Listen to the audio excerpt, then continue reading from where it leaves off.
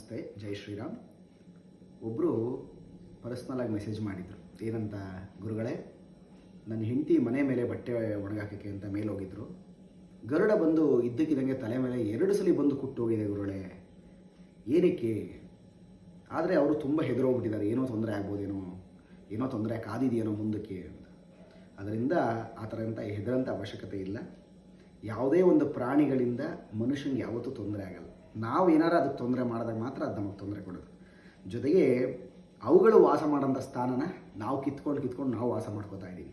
ಅದರಿಂದ ಯಾರು ಹೆದರಂಥ ಅವಶ್ಯಕತೆ ಇಲ್ಲ. ನಿಮ್ಗೆ ಆ ಥರದ್ದು ಏನಾದರೂ ತೊಂದರೆ ಆಯಿತು ಅಂತಂದಾಗ ಗರುಡನಿಗೆ ಸಂಬಂಧಪಟ್ಟಿದ್ದ ದೇವ್ರು ಯಾವುದು? ಮಹಾವಿಷ್ಣು. ಅದರಿಂದ ಒಂದು 3 ದಿನ ವಿಷ್ಣುಗೆ ಹೋಗಿ ದೇವಸ್ಥಾನದಲ್ಲಿ ಹೋಗಿ ಒಂದು ತುಪ್ಪದ ದೀಪ ಹಚ್ಚಿ ಒಂದು ತುಳಸಿ ಅರ್ಚನೆ ಮಾಡಿಸಿ. ಅದು ಬಿಟ್ಟರೆ ಬೇರೆ ಏನೂ ತೊಂದರೆ ಆಗಲ್ಲ. ನಿಮ್ಗೆ ಒಳ್ಳೆಯ ಶುಭ ಫಲನೇ ಪ್ರಾಪ್ತಿಯಾಗುತ್ತೆ ಅವಾಗ. ಅದರಿಂದ ಈ ಶಕುನದಿಂದ ನಿಮ್ಗೆ ಏನೂ ತೊಂದರೆ ಆಗಲ್ಲ. ಶುಭವಾಗಲಿ, ಒಳ್ಳೆಯದಾಗಲಿ.